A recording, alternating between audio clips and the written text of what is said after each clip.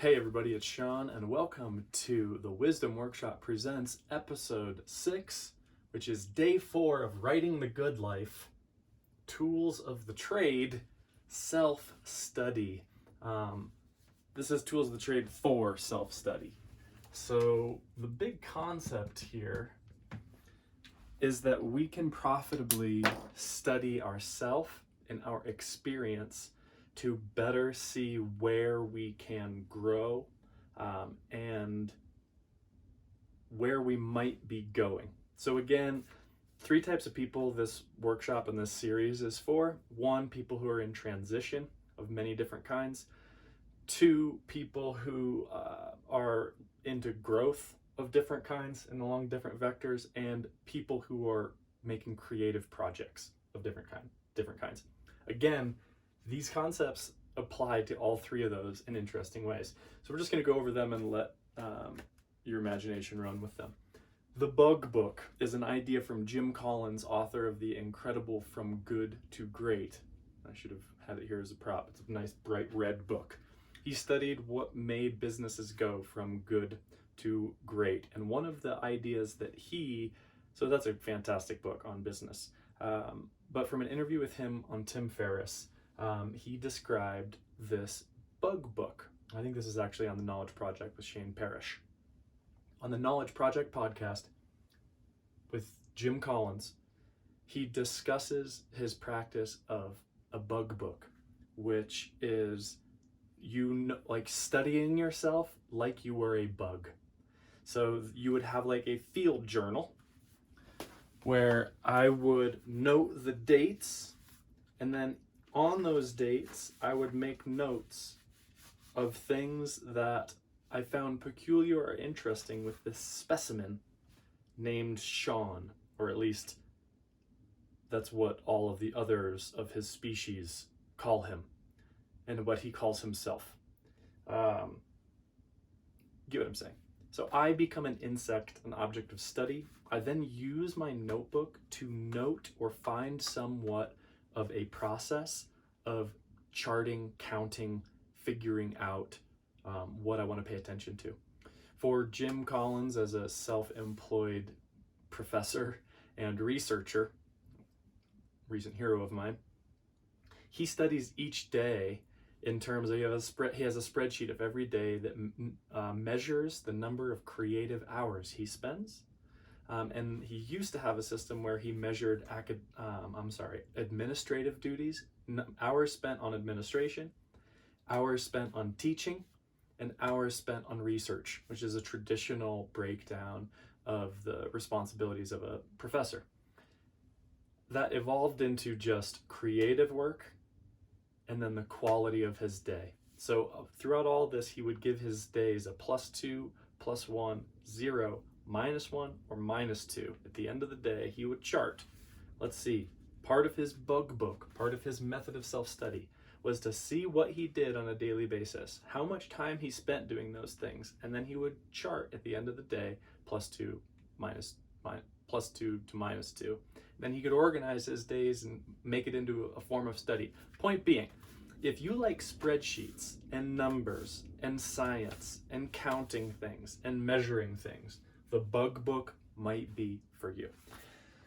That's the Bug Book by Jim Collins. The second one is called a commonplace book. I think this was familiarized or popularized by Benjamin Franklin, although this means a lot of different things, and it's come to mean a lot of different things, so I'm not actually sure where this came from.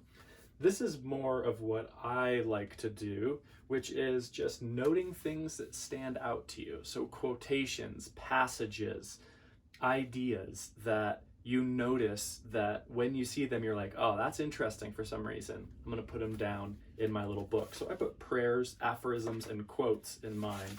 Our experience is what we agree to pay attention to. William James.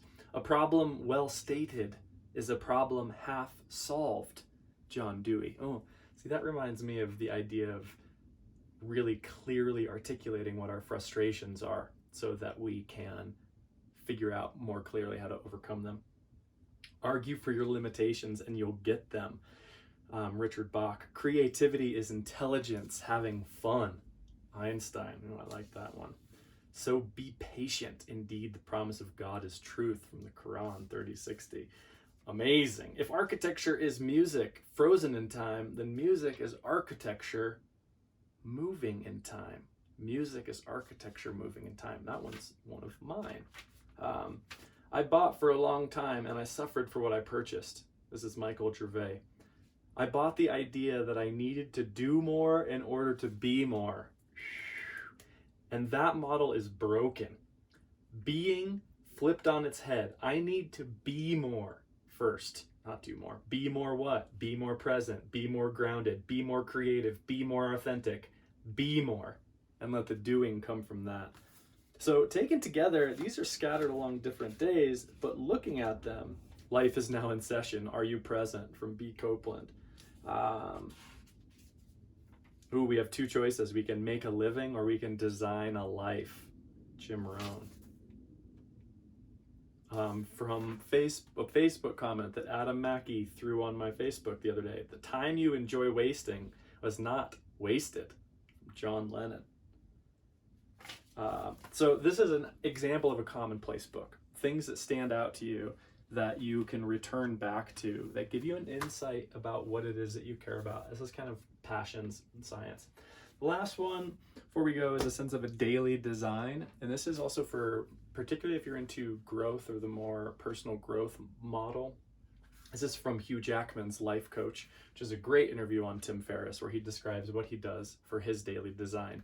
He texts, he texts someone. There's an interesting mode of accountability here, where he texts a person that's agreed to hold him accountable, which could be a friend if you don't have money to pay for an expensive life coach that Hugh Jackman's paying for, although she sounds wonderful. You text someone that holds you accountable to the design that you are creating for the day, and you write in the morning your daily design in the past tense. So I can say, and he says it's not as much the things that you do, but the way that you do them. So he might say he's doing these things, but when he's doing these things, he was attentive to his wife, who he loves. He was present in the moment. He was working on his breathing technique on the stage, or whatever it was that his goals were for that day. He writes in the morning in the past tense as if he already had done it. So he tries to visualize where he's going. I thought that was really interesting, bending of time. Point being, and then at night, he scores his days. So he can look through his spreadsheet or through his book or through his text message train that on this day, his design was this, i.e. this is a snapshot into what he cares about at this moment. And at the end of the day, this is how close he was on a scale of 1 to 10 from fully realizing that day. In that space, it gives some room for reflection, kind of like a post-mortem on a project or after-action review if you're in the service, where you're like trying to figure out what worked and what didn't work so that when you wake up the next day, you can do it better. Back to the commonplace book. At the beginning of every day, I'll leave you with this idea. Benjamin Franklin woke up supposedly and asked in his journal, what good can I do today? And he would listen to see what that could be. And at the end of each day, he would say, what good have I done today? I really like this as a frame around our day because it really actually makes us question on a daily basis what good even is. A lot of the projects that we think are going to be good might not be good in the ways that we think they are. And I think that, or it's even opening up that question is really interesting. Maybe doing good is just providing someone a small sense of delight. Maybe doing good is listening to someone, giving an ear. Maybe doing good is holding someone. Maybe doing good is, let's see, it reminds me of something I wrote down in my commonplace book. 9/10, quote, this is from Dale Dauten, quote, 9/10 of wisdom is appreciation. Aww. Go find somebody's hand and squeeze it while there's still time. Woo! Thank you very much. I am Sean Waters. This has been the Wisdom Workshop, episode 6. We're on day 4 of our 7-week journey, 49-day journey of writing the good life. If you're interested in joining a learning cohort where we put these things into practice in 7 meetings that take place over 7 weeks with check-ins, support, accountability, and the good time of a awesome, feels like a small grad school class, let me know. Next session starts March 24th. Is that right? Yes, March 24th. Thanks for listening. Hope this was fun. And as Socrates said, know thyself. And as Socrates said, I know that I know nothing. Or that's might be a mistranslation. He might have said, I know there are things I don't know. Which is kind of a big difference. And the unexamined life is not worth living. Or as I like to say at the Wisdom Workshop, the unlived life is not worth examining.